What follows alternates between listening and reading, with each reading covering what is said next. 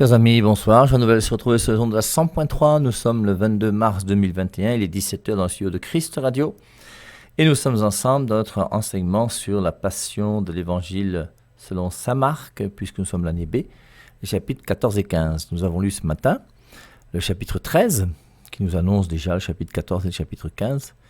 Et nous avons voulu réfléchir un petit peu sur cet événement particulier qui est donc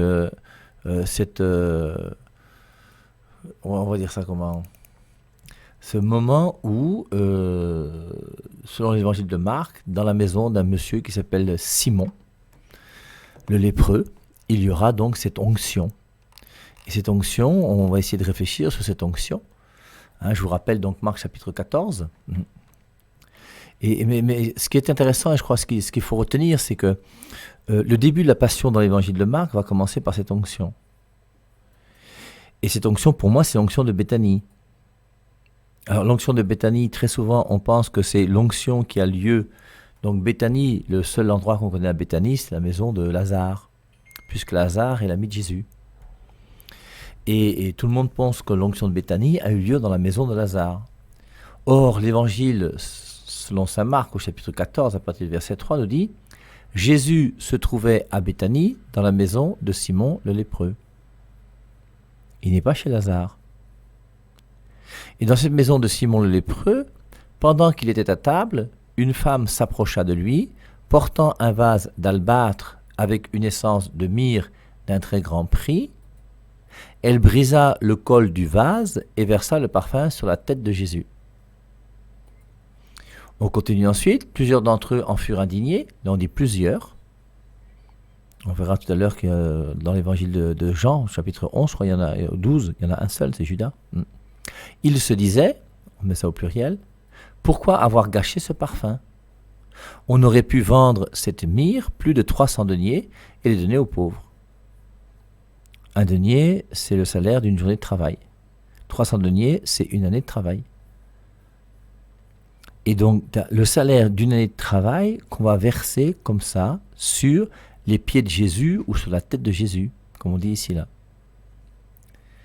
Et donc, on veut opposer cette action qui a été posée par cette femme qui a offert un parfum d'un grand prix sur la tête de Jésus, on veut l'opposer donc au fait qu'il y a quand même des pauvres. Et il faut quand même s'occuper des pauvres. Et ne pas s'occuper des pauvres, ce n'est pas chrétien. Et Jésus-Christ fait comprendre que le plus grand de tous les pauvres, c'est lui. C'est très intéressant parce que ça nous fait comprendre, vous voyez, que avant de vouloir faire de l'humanisme ou de l'humanitaire en s'occupant des pauvres, est-ce que tu t'occupes d'abord du véritable pauvre qui est Jésus? Jésus est heureux quand on s'occupe des pauvres. C'est évident. Mais il veut quand même que nous soyons rectifiés, que nous soyons clairs et qu'on comprenne que je ne peux faire du bien à un pauvre que si je comprends que le premier des pauvres, c'est Jésus. Et c'est par amour pour Jésus que je m'occupe des pauvres. Sinon, je deviens un système humanitaire, une ONG qui s'occupe des pauvres. Et c'est bien que les ONG s'occupent des pauvres. Mais les chrétiens ne s'occupent pas des pauvres comme une ONG. Nous ne sommes pas une ONG, nous sommes une église de chrétiens. Et Jésus-Christ fait comprendre que, pourquoi avoir gâché ce parfum? Ce parfum n'a pas été gâché, fait comprendre Jésus. On aurait pu vendre cette myrrhe plus de 300 deniers et les donner aux pauvres. Oui, c'est vrai, on aurait pu vendre et donner aux pauvres. Est-ce que Jésus-Christ s'occupe pas des pauvres? Est-ce que le voleur de Judas qui est à la bourse, encore un autre problème, Jésus-Christ sait que Judas est un voleur, il lui confie la bourse. Qui d'entre nous peut confier sa bourse à quelqu'un qui est voleur? Personne. Jésus-Christ, lui, il l'a fait. Qu'est-ce que ça veut dire? Qu'il est bête, qu'il est idiot? Qu'il faut l'imiter aussi? À nous de comprendre ce que ça veut dire. Ça veut dire que je dois être capable de faire tout ce que je peux, même si on me vole, pour pouvoir chercher le salut de l'âme de quelqu'un. Voilà comment je comprends ça. Et ça fait me penser au jour où Jésus-Christ va soigner cette personne qui est possédée, et il va jeter le démon dans les porcs, et les porcs vont partir se noyer. Les biens que sont les porcs, ce n'est rien par rapport au fait que quelqu'un soit libéré des forces du mal. On aurait pu vendre cette myrrhe plus de 300 deniers et les donner aux pauvres. Et ils lui en faisaient le reproche. Mais Jésus leur dit, laissez-la tranquille. Pourquoi lui cherchez-vous des ennuis? Et Jésus-Christ défend cette femme. On ne sait pas qui c'est dans l'évangile de Marc. Ce qu'elle vient de faire pour moi est une bonne œuvre. Les pauvres, vous en aurez toujours avec vous, et vous pourrez leur faire du bien chaque fois que vous le voudrez. Mais moi, vous ne m'aurez pas toujours. Et Jésus-Christ fait comprendre que c'est lui le pauvre des pauvres, et que celui dont on doit s'occuper en premier lieu, c'est lui. Elle a fait ce qui lui correspondait, elle a embaumé par avance mon corps pour la sépulture. En vérité, je vous le dis, partout où cet évangile sera proclamé, jusqu'au bout du monde, on dira aussi ce qu'elle a fait et on gardera sa mémoire. Alors Judas Iscariote, maintenant son nom arrive, qui était l'un des 12, s'en alla trouver les chefs des prêtres pour leur livrer Jésus. Ils en furent très heureux et promirent de lui donner de l'argent. Dès lors, il chercha le moment favorable pour le livrer. On a donné de l'argent à Judas. Il n'a pas pris cet argent pour le donner aux pauvres, lui. Il a pris de l'argent pour trahir le pauvre des pauvres. Alors, forcément, quand je lis un texte comme celui-ci, ma première pensée va directement à l'onction de Béthanie dans Jean au chapitre 12. Et l'onction de Béthanie dans Jean chapitre 12 est en lien direct avec Jean chapitre 11, la résurrection de Lazare. Donc, on va esquisser un petit peu Marc pendant quelques enseignements pour se retrouver dans l'évangile de Jean. Et quand on se retrouve dans l'évangile de Jean, c'est toujours un bonheur. Moi-même, je suis frère de Saint Jean, ce n'est pas pour rien. Alors, lisons d'abord Jean 12. On va lire rapidement Jean 12 et on va revenir à Jean 11, la résurrection de Lazare. 6 jours avant la Pâque, Jésus vint à Béthanie, là où était Lazare, celui que Jésus avait fait se lever d'entre les morts. On ne précise pas le lieu. 6 jours avant la Pâque, Jésus vint à Béthanie. Et d'après l'évangile de Marc, il est parti chez Simon le lépreux, mais non pas chez Lazare. Il y a Béthanie, donc il y a la maison de Simon le lépreux, il y a aussi la maison de Lazare. 6 jours avant la Pâque, Jésus vint à Béthanie, là où était Lazare, celui que Jésus avait fait se lever d'entre les morts. Là, on lui prépara un dîner. Marthe faisait le service et Lazare était l'un des convives aux côtés de Jésus. Comme d'habitude, Marthe est affairée aux affaires de la table. On la connaît, on a vu ça déjà dans un passage de Luc, où on voit Marie qui boit les paroles de Jésus-Christ et Marthe qui s'affaire aux choses de la table, et Jésus-Christ qui agit d'une manière claire. Lorsque Marthe dit « Jésus, ça ne te dérange pas de voir que ma sœur là est feignante et paresseuse et qu'elle ne fait rien, alors que moi je travaille tout seul ?» Et quand on travaille, on aime bien être récompensé, on aime bien qu'on voit qu'on travaille. Et Marthe voulait que Jésus-Christ fasse un compliment à Marthe parce qu'elle travaille beaucoup. Et Jésus-Christ ne s'intéresse pas à Marthe. Pourtant, elle va à la cuisine, elle va au salon, elle prépare, elle fait, oui, elle fait beaucoup de choses. Une seule est nécessaire, et Marie a compris, et c'est elle qui a pris la meilleure part. Or, voici que Marie prend un flacon de parfum. Alors là, on précise que celle qui prend un flacon de parfum, c'est Marie. Du vrai nard extrêmement cher. C'est un parfum d'un grand prix. Et elle le verse sur les pieds de Jésus. Alors, dans Marc chapitre 14, on parle de la tête, et ici on parle des pieds. Puis elle lui essuie les pieds avec ses cheveux, pendant que l'odeur du parfum remplit la maison. On voit comment cet acte est un acte qui fait du bien à toute la maison, qui rejaillit sur toute la maison. L'odeur du parfum remplit la maison. Intervient alors Judas Iscariote. Là, il y a un seul des disciples qui intervient. L'un des disciples de Jésus, celui qui va le trahir. Et Jean précise. On aurait pu vendre ce parfum pour 300 pièces d'argent. Le même montant pour le parfum de Marc chapitre 14 et de Jean chapitre 12. On aurait pu vendre ce parfum pour 300 pièces d'argent, dit-il, et on l'aurait donné aux pauvres. La même objection. On veut opposer Jésus-Christ aux pauvres. En réalité, nous précise saint Jean, Judas ne se souciait pas des pauvres, mais il volait. Comme il portait la bourse du groupe, tout ce qu'on y mettait passait par ses mains. Saint Jean précise, en réalité, Judas ne se souciait pas des pauvres, mais il volait.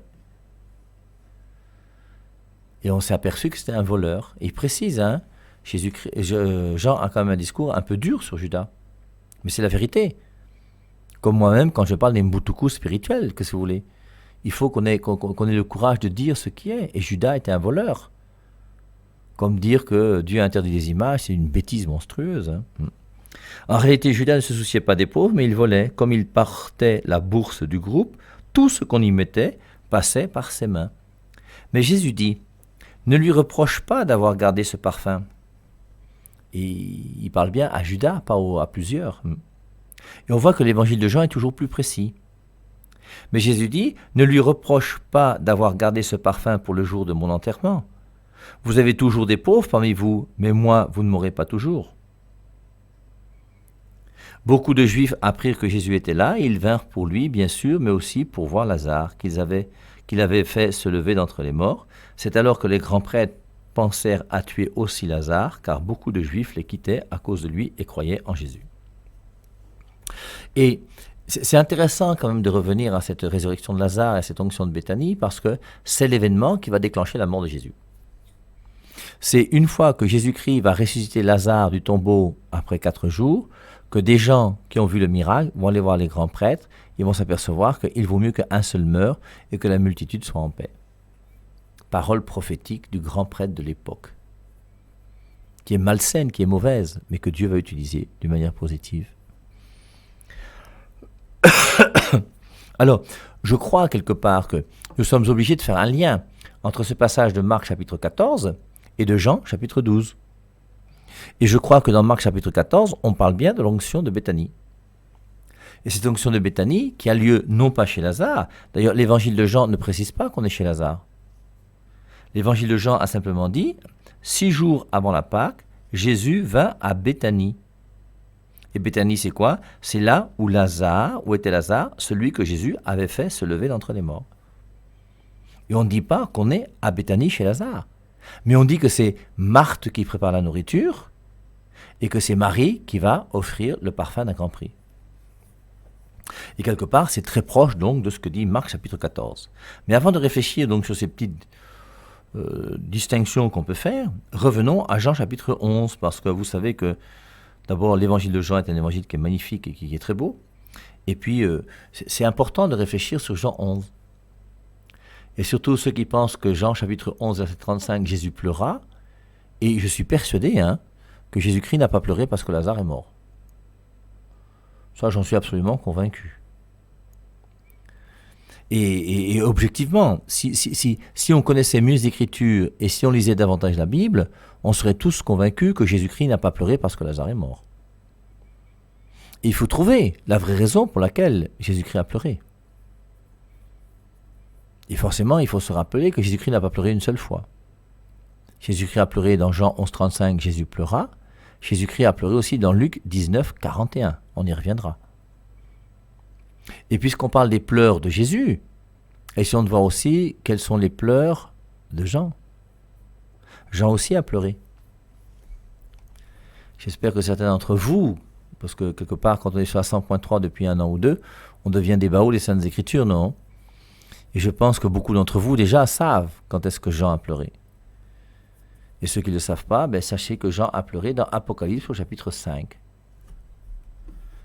Apocalypse chapitre 4, c'est la vision du trône céleste. Apocalypse chapitre 5, c'est l'agneau immolé qui va recevoir le livre scellé. Alors je vous lis Apocalypse chapitre 5. Puis je vis dans la main droite de celui qui était assis sur le trône un livre écrit en dedans et en dehors, scellé de 7 sceaux. Et je vis un ange passant qui proclamait d'une voix forte, qui est digne d'ouvrir le livre et d'en rompre les sceaux. Mais nul dans le ciel, ni sur la terre, ni sous la terre, ne pouvait ouvrir le livre ni le regarder. Et je pleurais. Apocalypse chapitre 5, verset 4. Saint Jean pleure. Et je pleurais beaucoup. Pas un peu, beaucoup. Et je pleurais beaucoup parce que nul ne fut trouvé digne d'ouvrir le livre ni de le regarder. Et ce livre, qui est le livre du bonheur des hommes, personne ne peut l'ouvrir. Et Saint Jean est triste. Tellement triste qu'il en pleure. Il en pleure. Et il pleure parce que l'homme ne peut pas savoir quel est son bonheur. L'homme ne peut pas atteindre son bonheur. Pour atteindre son bonheur, il faut que les sceaux soient ouverts. Et je pleurais beaucoup parce que nul ne fut trouvé digne d'ouvrir le livre ni de le regarder. Et l'un des anciens me dit, ne pleure pas. Voici que le lion de la tribu de Juda, le rejeton de David, a vaincu pour ouvrir le livre et ses 7 sceaux. Et alors apparaît, et je vis au milieu du trône et des 4 êtres vivants, et au milieu des anciens, un agneau debout qui semblait immolé. Il avait 7 cornes et 7 yeux, qui sont les 7 esprits de Dieu envoyés par toute la terre. Il avait les 7 dons du Saint-Esprit. Il vint recevoir le livre de la main droite de celui qui était assis sur le trône. Quand il eut reçu le livre, les 4 êtres vivants, etc., etc., et puis ensuite il va ouvrir les sceaux. Et Saint Jean pleure parce qu'on ne peut pas avoir le salut. Dans Luc 19, 41, Jésus pleure parce qu'il est venu et la ville de Jérusalem refuse de reconnaître le don de Dieu qui est venu pour les sauver. Et Jésus-Christ pleure sur la ville de Jérusalem. Luc, chapitre 19, verset 41. Quelques pharisiens du milieu de la foule dirent à Jésus, « Maître, reprends tes disciples. » Il répondit, « Je vous le dis, s'ils se taisent, les pierres crieront. » Comme il approchait de la ville, Jésus, en la voyant, pleura sur elle et dit, « Si tu connaissais, toi aussi en ce jour, ce qui te donnerait la paix. » Et est-ce que nous connaissons ce qui va nous donner la paix? Les fruits du Saint-Esprit, Galates chapitre 5, verset 22, l'amour, la joie, la paix. Qui donne la paix? C'est Dieu, c'est Jésus. Comme il approchait de la ville, Jésus, en la voyant, pleura sur elle et dit, « Si tu connaissais, toi aussi, en ce jour, ce qui te donnerait la paix. Mais maintenant, c'est caché à tes yeux.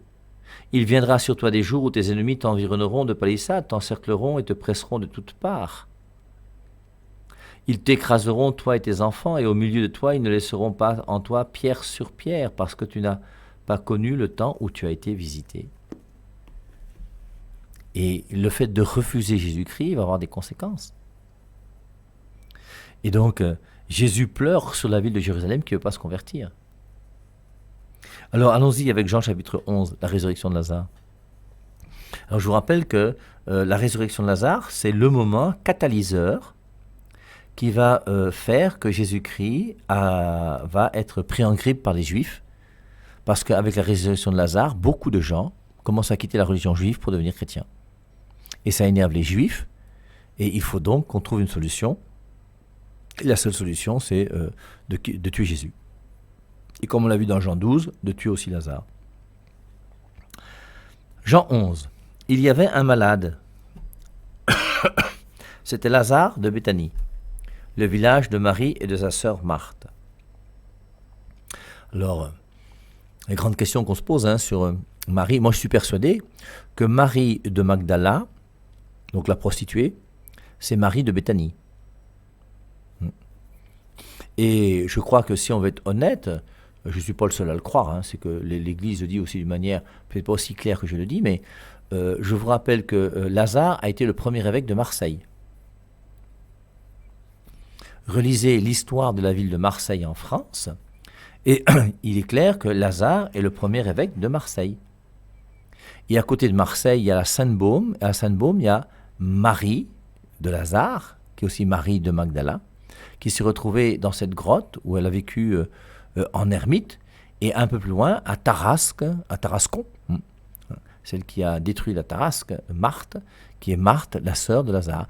Et on voit Lazare, Marthe et Marie qui se retrouvent dans le sud de la France, tous les trois ensemble, après que Jésus-Christ a été crucifié et ressuscité. Il y avait un malade, c'était Lazare de Béthanie, le village de Marie et de sa sœur Marthe. Alors on dit le village de Marie et de sa sœur Marthe. Alors c'est le village à la fois de Lazare, de Marie et de Marthe, mais on met un ordre. Le village de Marie, et Marie passe d'abord, et ensuite de l'autre qui est sa sœur. Comme quoi Marie est plus importante que Marthe. Cette Marie était celle-là même qui a parfumé le Seigneur avec de la myrrhe et lui a essuyé les pieds avec ses cheveux. Alors forcément, ça fait penser à la pécheresse qui était venue laver les pieds de Jésus-Christ. Cette Marie était celle-là même qui a parfumé le Seigneur avec de la myrrhe et lui a essuyé les pieds avec ses cheveux. Son frère, Lazare, était malade. Les sœurs, donc Marthe et Marie, envoyèrent donc à Jésus ce message. « Seigneur, celui que tu aimes est malade. » Cette petite phrase aussi est très jolie. On ne dit pas « Lazare est malade ». On dit Seigneur, celui que tu aimes est malade. Ce qui montre bien que celui que Jésus-Christ aime, c'est Lazare. Et ça montre bien la proximité qui existe entre Lazare et Jésus. Et Lazare est vraiment un intime de Jésus, c'est un proche de Jésus. Lazare, c'est quelqu'un qui avait quand même beaucoup de biens. Leur père, d'après Eusèbe de Césarée, qui est un historien, le premier historien de l'Église, dit que son père s'appelait Théophile et qu'il avait au moins 3 maisons. Une à Magdala, celle qu'a pris Marie de Magdala, une autre à Jérusalem, qui était celle de Lazare, et l'autre à Béthanie, qui était celle de Marthe. Mais Lazare se retrouvait souvent à Béthanie. Pourquoi ?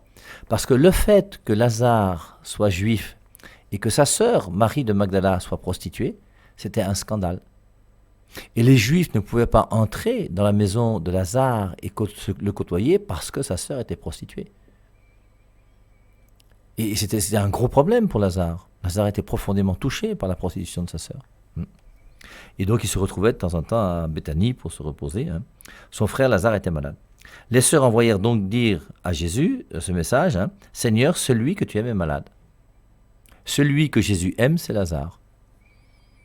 Si on dit celui que Monseigneur Jean Barga aime, forcément, parmi les prêtres qui sont là et les gens qui sont autour de lui, il a des amis.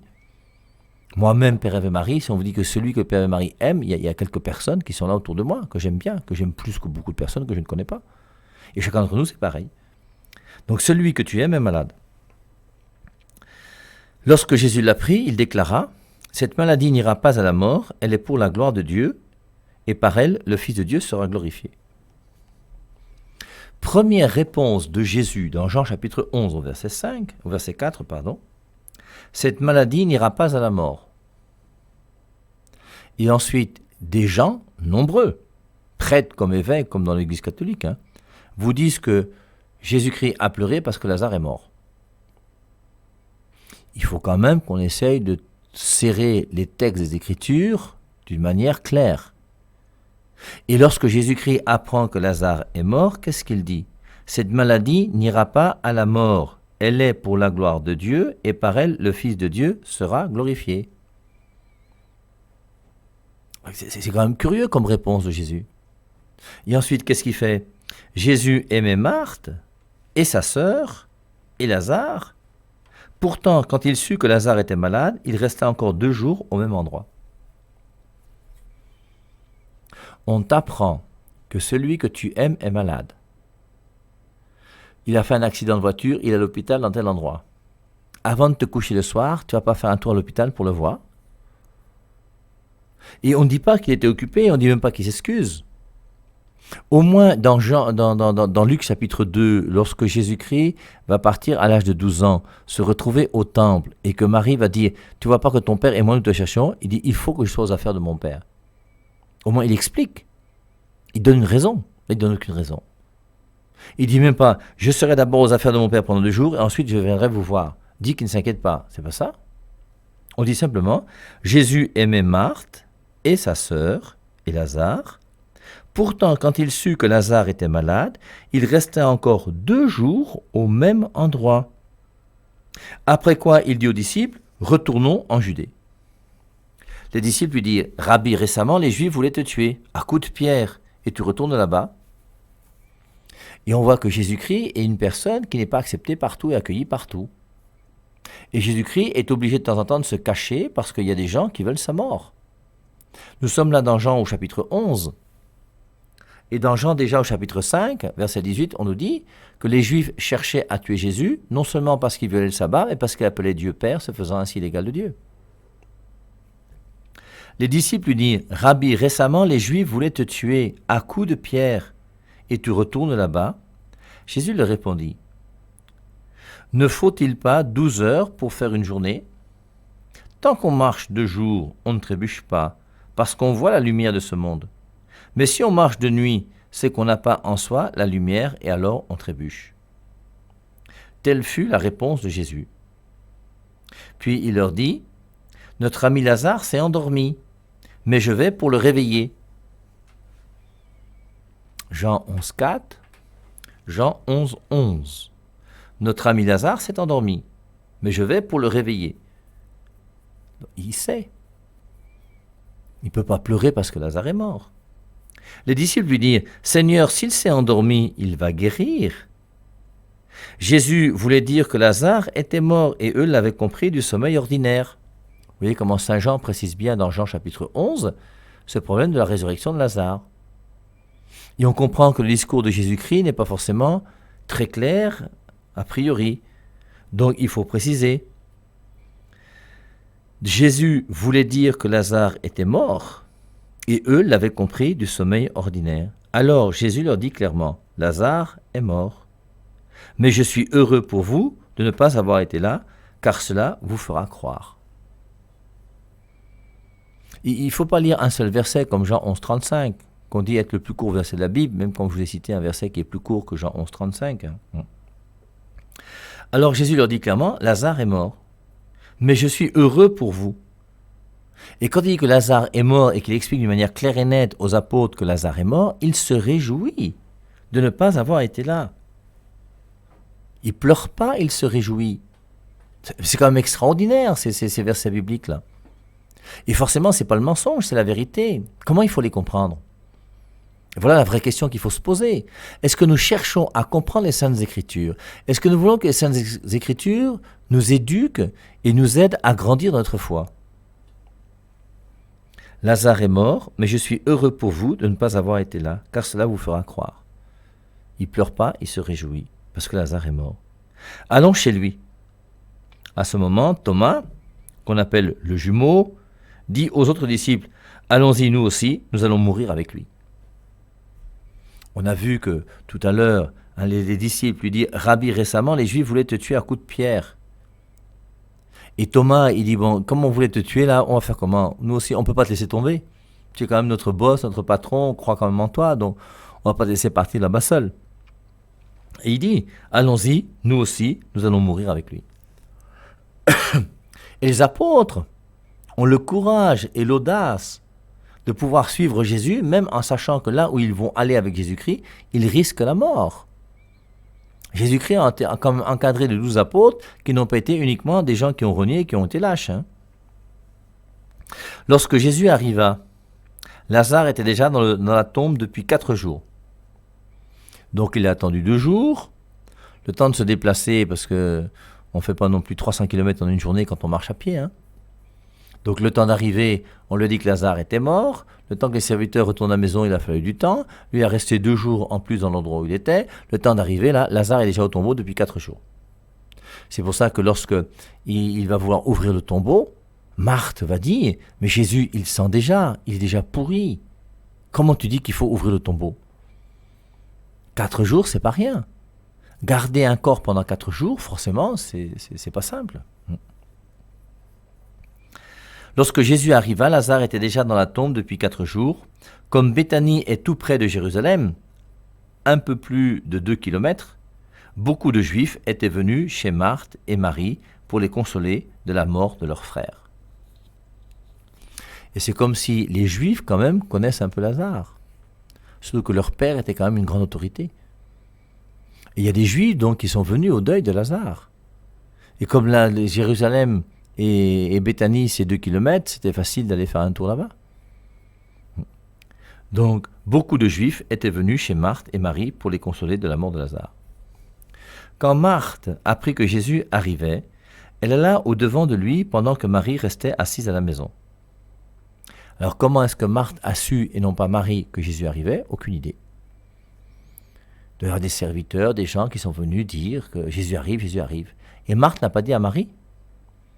Pourtant, elle sait que Marie est plus aimée qu'elle. Elle a d'abord voulu aller voir Jésus. Elle va poser la question. Marthe va demander à Jésus, va dire, si tu avais été ici, mon frère ne serait pas mort. Et ensuite, Marthe va revenir à la maison. Elle va dire à Marie, le Seigneur est là-bas dehors, au carrefour de je ne sais pas quoi, ou un petit peu plus loin, pas encore dans la concession, et il voudrait te voir. Marie va aller, et Marie va poser la même question que Marthe, si tu avais été ici, mon frère ne serait pas mort. Et demain matin à 8h, on va voir, ce que je vous invite à lire déjà dès ce soir, la différence de réponse que Jésus-Christ va faire à Marthe par rapport à ce qu'il va dire à Marie. Marthe et Marie vont poser la même question, Et la réponse de Jésus-Christ à Marthe et la réponse de Jésus-Christ à Marie sera deux réponses différentes. Il est tout pour toi. Mon âme élève-toi et bénis le Seigneur. Mon âme élève-toi et loue Dieu. Seigneur, me voici encore devant toi. Je veux te dire merci car tu as fait du bien à mon âme. Et je voudrais que mon âme s'élève et te loue. Que mon âme te bénisse